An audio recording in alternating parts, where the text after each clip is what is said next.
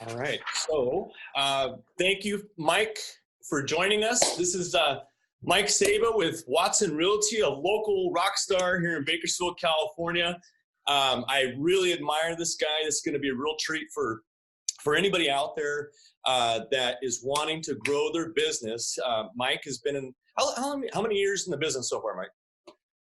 Lee, I got my license in March of 1992. Okay, so about 28 years? 28. Good for you. So you got licensed 28 years ago. And Mike, so why don't we just start by telling everybody out there, because again, this podcast here, Mike, is designed to have great people like yourself on here to talk about the opportunities, some good stuff about what's happening right now. Because there's opportunity in bad markets, there's opportunity in good markets. And obviously right now, because of the pandemic, there's a lot of negative talk out there. A lot of people, just saying the sky is going to fall, right? So, how many recessions have you been in since you started 28 years ago? Sure, that's a great question. And Lee, it's something that I talk about to people in that this is my fourth recession. It's why I have such white hair. So 4 recessions. 4 recessions. Okay. So I think there's a lot of viewers out there, Mike, that are going to take some nuggets from you because of your experience going through these ups and downs in real estate. And so, like, what are some good takeaways, some good advice that you might want to recommend? Because I've only been through one, and that was the housing recession back in 08 to 11. But being that you've been through, this will be your 4th. What kept Mike in the business when there are so many casualties in real estate during these times? Surely, several thoughts come to mind. First is, this is the only job I have. This is my career. I don't have a plan B career. I don't have anything else to turn to. So to get through 4 recessions, 3 recessions, and to get through this one, I have to make it work. Nothing else that I can do. Number 2, Lee, I think at this time in a recession, as you're working with people in sales and helping them, you certainly have to have a helping mindset, an empathetic mindset. Sure, our job is to convince people to do things, to call people to action, to get them to sign purchase agreements, to sign listing agreements. Ultimately, though, we need to lead with empathy, lead with compassion, be helpful, give information. And when you do that, that type stuff comes back to you. Sure. Third thing that I've seen in recessions is you have to dramatically tighten up your schedule, tighten up your day, be prepared to work harder and smarter. It's not so much putting in more time, although more time many times is required. Your schedule, though, has to be super tight. So what's helpful in these type times is to think of your time wasters. Think of stuff that you don't really need to do. Think of things you could pay someone at a fair price to do for you. Because your schedule just seriously has to be tight. Those make sense? No, that's great, Mike. Those are 3 great takeaways right there. So basically, maybe perhaps apply a little bit more pressure to your mindset, right? Knowing that there's no plan B. This is all I've got. I've got to make it work regardless of the circumstances. And then secondly, you said work out of empathy, right? And that's such a good way of putting it, because I think that our language in sales 80 days ago was a lot different than our language in today's market, right? For sure. You don't want to put all these fancy, shiny, magic, words together to, be that salesperson, because it's not sexy anymore, right? People really want to genuinely be helped. And it's not so much of just, helping them buy a home, helping them sell a home, right? It's also just being basically empathetic and more of a confidant, if you would say, right? Yes. Okay, good. And then lastly, which is normal, is your schedule's got to change, right? So when you say tighten up your schedule, can you give us some examples as to what you're referring to? Sure. My cell phone alarm starts buzzing at 4:00 each day. Well, I'll hit a snooze or two. Usually I'm up and rolling by about 4:15. Okay. I like to start my day because I'm a Christian with prayer, reflection, God's word, some encouraging books. And so I do that for the next hour. I'm a reader. I like to read, and reading first thing and praying first thing sets the tone for me for the rest of the day. Sure. About 5:30, I take the dog for a walk. Shortly after that, I do some type of exercise, take a run, take a swim, yoga, weights, whatever I can do. Goals to be at my desk by 7:15, and to practice some scripts, get on the phone with people, take a break for lunch, and then in the afternoon, get out and see people for as long as it takes to get those things handled, see properties, additional prospecting, that type of stuff. So when we all faced lockdown on March 15th, immediately realizing that my schedule was important and having this tighter schedule, I started looking at stuff that's wasteful. So what's wasteful? Yeah. Wasteful for me was going to lunch rather than just eating lunch at my house. I do a home office anyway. You have for years, though, right? So I have for a long time. Yeah. So it works. Yeah. Yeah. So the first thing that I got rid of, because I had to, was going to lunch, because you couldn't go to lunch. And so what I realized is that's a little more efficient for me. I, as all of us realtors have to look for ways to be involved in the community, serve on groups, volunteer, that type stuff. And I had been with a certain group that I volunteered with consistently for the last 20 years. And as sad as it was to say goodbye, I needed to say goodbye. Now, I said goodbye in the right context and with the right notice to the group and with the right conversations. And it took the pandemic to kind of reflect on that. And so I see stepping out of that group and that volunteer work for the last 20 years, giving me back more time that I've got to use for work. And we all have to use for work, Lee, because again, the schedule becomes more important. And in a recession, if we have a recession, you have to do more to get the same.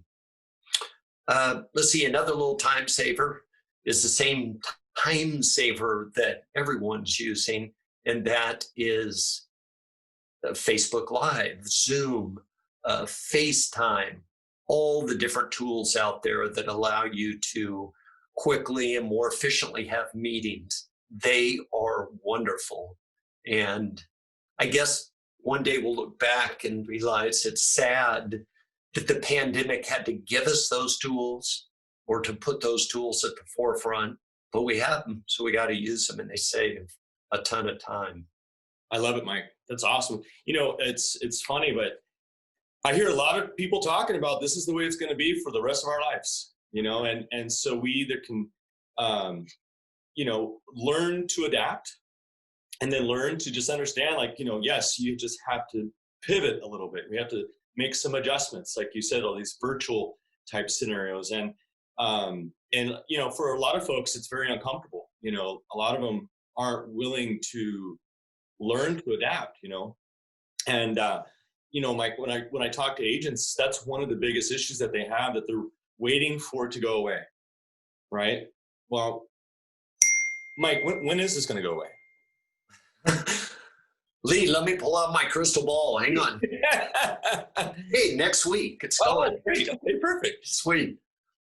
Well, you understand what I'm saying. We don't know. We don't know when it's going to go away or if it's going to go away. So if this is your only job with no plan B, well, then you've got to figure it out. Right? Yep. That's good, man. So Mike, let me ask you this. Let's pivot ourselves here. So you've been in the business 28 years. Let's talk about production for a moment. So last year, I believe you mentioned that you closed 75 transactions. Is that right? 63. 63. I apologize. 63. And what's the goal for this year, for 2020? 55. Okay. So we're reducing the amount of production that we did last year. And is there a particular reason why you've chosen to adjust your goals down versus keep them the same or moving up? I think just being respectful of the pandemic, respectful of more or a certain amount of people that aren't going to step into the real estate market to buy or sell. And so that's why I reduced it. About a deal a month, a little less than a deal a month. Sure. Yeah, I mean, and that makes perfect sense. I mean, a lot of people have to respect this pandemic, and it may, we can't really, it's tough, I guess, to raise your goals in this type of environment because you got to be realistic too, right? Yep. Yeah. So Mike Saba, Watson Realty, where does his business primarily come from? My business priority? No, where does the majority of your business come from? Majority of my business, truly. I have a address book with about 3,000 names in it. Wow. Of people I know, people I've done business with, people I pay money to, or people who've paid me money, people who've rented from me, people know my parents, that sort of thing. So I just diligently and on purpose try to reach them by phone, try to reach them on their birthdays, try to engage with them on social, and see them out and about with the idea that that'll lead to a real estate transaction.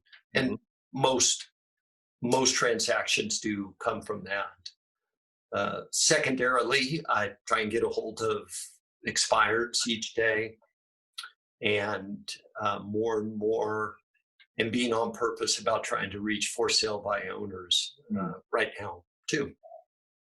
They actually need us. Yep. They didn't need us 80 days ago, did they? Nope. Right. So what's the conversation, with being that the majority of your business sounds like it comes from your database, people that know you, like you, and trust you. And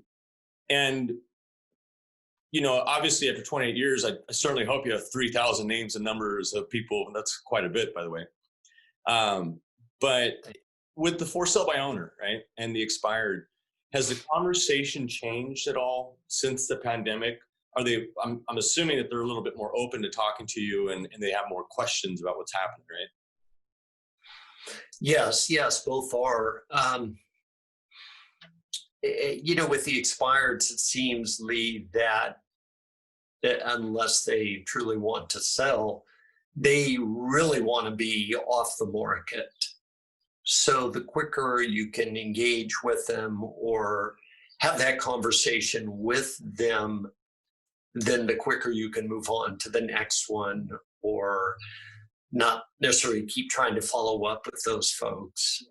With the for sale by owner, I think today it's just leading with, hey, are they open to realtors showing their home? Or do they only want a buyer to contact them directly? I don't think that's the case. I think most of them are open for a realtor to show their home. So the next question is to ask, what do they expect out of a showing? What kind of safety do they want to have part of the showing, and just trying to be respectful and understand that. And then the third thing is to see if I can preview it and to run and go see it. And as I'm walking through a preview of a for sale by owners, to scroll through my my address book and look for someone who maybe could buy it. I was kind of thinking this kind of funny, to your point about where does business come from. It's kind of one of those markets now where I scroll through my address book looking to show my clients' homes. You know, over the years, everyone in your office, all the realtors that we interact with, sell homes to people. People live in the homes. People maybe haven't thought about selling, but in this market, maybe they would. Mm-hmm. So I'm trying to think, which past client can I make an offer on their home? Wow, that's a very interesting way of doing business. You're pivoting a little bit. Trying to. Yeah. I was listening to an interview with Tony Smith, and I think I sent it to you this morning. And yes, thanks. And Neil Schwartz, and there's something that he said, right? But he says that there's 4 modes on how to run a business. Okay, there's only 4. The first mode would be a growth mode, right? And that's a mode where what we've experienced for the past, 6-7 years as the market just is continuously going up, right? People are spending more money on leads and systems and tools and so on. Yes. The second mode, Mike, is the protection mode, where they're protecting what they still have. Okay. Third mode is the retreat mode, where they're basically running for the foothills. And then the last mode, which is the worst, would be a surrender mode, when you exit the business, right? And so he was talking about how 65% of the Fortune 500 companies that exist in today's market were created during these times, when everybody and their grandma is already shifted to protect mode or retreat mode, because they've done what they've basically done a 180 of what everybody else is doing. If nobody's showing up at the office anymore because I'm going to wait for this thing to be over with, well, then I'm going to start showing up to work. If nobody's making phone calls, well, then I better pick up the phone and dial. If nobody's calling their database like you do so well, Mike, then you should probably pick up the phone and call your database, right? But yet, Tony was saying that we are in growth mode. 95% of our market shifted directly down to protection mode, to protect what we still have, right? But 85% of the agents out of that 95% are still either in protect mode or retreat mode. And it's really important for us to wrap our head around that, because of the fact that, yes, we do have to protect what we still have for a moment, right? We have to take a step back and, assess everything. For sure. But we also have to get back in the growth mode, because there's just so much opportunity out there for you and I, right? Would you agree with that, Mike? Oh, completely. Such good stuff, Lee. Thank you. Thanks for sharing that. And boy, if you just took 20 minutes to kind of think on that and chew on what's there, man, there's a ton. Yeah. Thank you for sending me that. Yeah. Enjoy, my friend. All right. So Mike, I got a question for you. You have good discipline. You always have good discipline. How do you, with this change that we're facing, and you've been through 3 recessions, how do you keep your discipline on point so that way you don't deviate to a negative state? Good question. A couple of thoughts. First off, Lee, it's not easy. So you have to realize that it's going to take careful thought. It's going to take prayer. If you're a praying person, you have to pray for that type of God-given gift to stay cooking inside of you and stay relevant inside of you. I think you have to see it demonstrated in others to keep it fresh in your own self. I, as a kid, saw discipline demonstrated. My dad was a small business owner in town. He owned his business 50 years, he and his brothers. Food company, right? Saba's Men's Store. Yeah, clothing store. There you go. Yeah, clothing store on Baker Street. And so they did everything themselves. They got up every morning and went to work every day, opened the store on time, stayed as late as was needed, and to meet all their customers.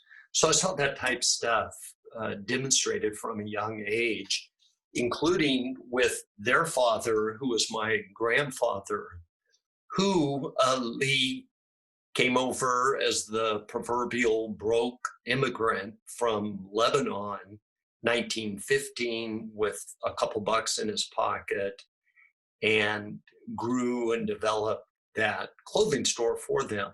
Wow. So I saw it with my dad, saw it with my grandfather, saw it with my mother, who's a retired school teacher, and at age 50, trained and participated in the Hawaii Ironman. Oh, man. You're kidding. And actually won a ribbon. She placed in her age group and made her way through 2.5 miles of swimming, 112-mile bike ride, and then a marathon. And so that type of stuff takes discipline. Sure. Yeah. So I was able to see it. And if you can see it, you can apply it to yourself. I think the third little thing with trying to be disciplined in your business when it's a train wreck out there goes to this point of, okay, have a quick pity party. Have a day where you're maybe really blue and sad and down, but just don't stay there too long. Yeah. Take a half a day, take a day, and then get over it and get back to work. And I did do that. It was probably March 16th, the day after the shutdown. I was kind of spun out, like all of us, for a half a day. Mm-hmm. But then I let that pass and have just tried to stay on purpose. Yeah, that's good. So does that answer your question? Yeah, that's perfect, Mike. It makes a lot of sense what you said. It's okay to take a day off or half a day and have that pity party like you were talking about. And I appreciate you sharing the story about your folks and Saba's Men's Store and your grandpa was a transfer from Lebanon, which I never knew. Yeah, he did. Yeah, interesting story. Phenomenal businessman. And all my life, I've just sort of reflected back, gosh, what would Grandpa do? What would Grandpa do this type stuff? Yeah. I've learned a ton from his life. That's amazing. And I come from a hardworking background as well. You do? Yep. My grandpa was a door contractor from Chicago, relocated his family from Chicago to California, opened up a door company. And my dad and my uncle both followed in his shoes and basically worked for him. And then as he got older, they took over the business. And my dad's mid-70s, and he's still working right now. He's at work right now. So, Woo! Yeah. You got good stock, buddy. Yeah, right. Although they will never dress like you. No, they think, it's funny the way I dress. I mean, I look like an FBI agent half the time. You go to the hood with a suit on, they scatter like roaches. Ooh, yeah. But so Mike, listen, one last question for you. So I'm a new agent. Okay. Or I've been in the business. Let me back up. So basically a monkey could have sold real estate for the past 6 or 7 years. The Yep. agent didn't sell the house. The market sold the house. Would you agree? Yes. Okay. So being that the market's shifting, we don't know how much of a shift we're expecting, or a little too early to tell, I guess, maybe I'm a new agent. Maybe I've been in the business for a year or two, and I've just basically been taking orders, selling houses. In order to stay in the business and not create a plan B, what recommendations do you have for that agent out there that really does want to create a business out of real estate? Sure. That's a good question, and an important one. Makes me think about the day after my pity party. So I had my pity party on March 16th. And then on March 17th, I was texting the owners of the company where I work with, in a little group text. We all agreed that it's back to basics in this market. And it's always back to basics with that type saying when things get tough, when there is a recession, when there is uncertainty. So then you start looking at, okay, well, what does that mean? What does back to basics mean? Well, I know you know, Lee, and I know that you ingrain that into the people that you work with. And it means being prepared every day to talk with people about real estate. Not every other day, not when you feel like it, every day. Second thing is you have your words and your conversations down precisely, meaning you have to know exactly what to say, how to answer precisely with people, and engage them so that they're attracted to you rather than repelled from you. Sure.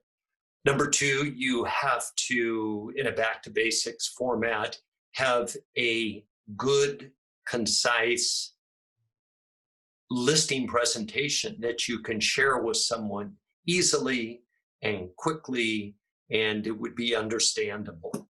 On the flip side of that, back to basics, you have to be able to quickly and efficiently show a home and discuss with the buyer purchasing it. Number three, you have to, back to basics is regularly call people. You can't really see people today, so now you really have to be good at calling people.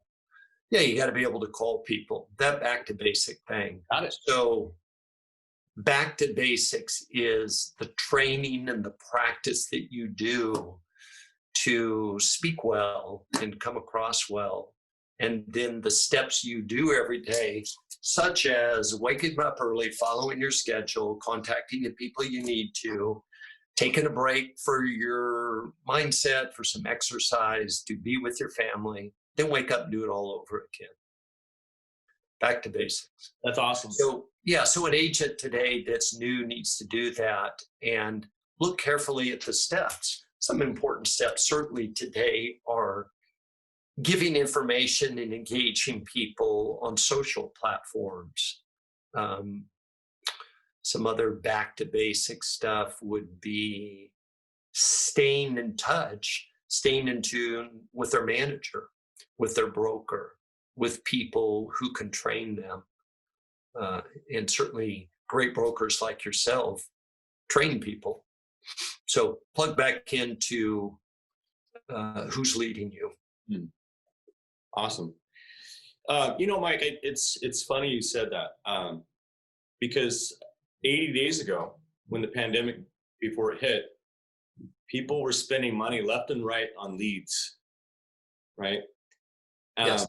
I think if I was a gambling man, I would say that Zillow probably has over 100,000 leads that have not been called in the past 2 months, because they just stopped calling. Right. And so, when you say getting back to basics, what was something that I think about, and man, it really resonated when you said that, is the fact that you and I got into the business before there were all of these shiny objects, right? you probably used to dial out a phone book if I'm not mistaken, right? Yes. Right. There's just a lot of things that are so shiny and pricey, and it costs money. It's an investment, but when you get back to basics, like you were talking about, the arrival time, the prospecting, time blocked, the honing your listing presentation to where it's very clear, precise, and allows people to understand what you're talking about. Talking to your database, talking to people, period. All of that costs nada. True. Right. So, I mean, if people want to, like going back to this list, the 4 modes of a business, how it's run, well, mode 2 is the protect mode, right? So during protection mode, we also have to understand, okay, what's working, what's not, what expenses do I need to cut out of my business right now? Because that's important, And For sure. And here's the thing, is that getting back to basics, it's so simple. It's very structured.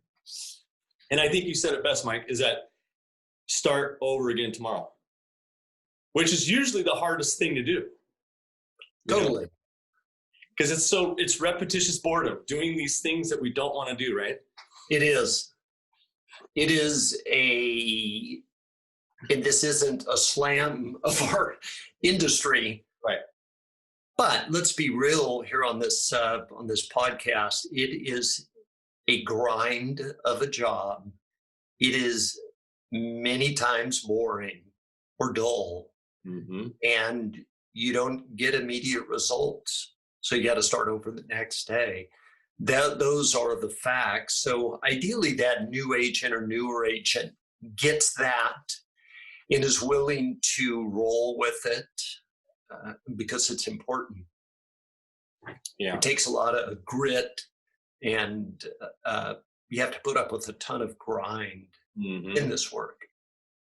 Yeah. And would you agree with me about the it's all about creating habits, good habits, right? So For sure. That grind that you're referring to actually becomes a habit over time, and it becomes a little bit easier the longer that you do it, right? It does. For sure. That's good. Yeah. All right. Well, listen, Mike Saba, Watson Realty, thank you so much for your time. Any last words, any last things, any last comments that you want to make for anybody out there listening to such a great rock star agent like yourself? Success can be purchased. Go to Men's Warehouse today and buy a blue pinstripe suit, just like Lee has on right now, and success is almost guaranteed. There's my tip, Lee. Awesome. Thanks, Mike. Great suit. Thank you. Well, I appreciate you very much for your time, man. I know you're busy, my friend. But I think there's a lot of good nuggets that you shared with us, and I certainly hope somebody out there can have a few takeaways. And again, if anybody's looking for a great agent, Mike Saba, give him a call. Tell them where to find you, Mike, if they need you. Lee, thank you. 661-203-8406. That's my mobile. You can text or call anytime. Perfect. Mike Saba, Surfing Bakersfield. Lee, thanks again. Yep. You have a good day, Mike. Talk to you soon. Thank you. See ya.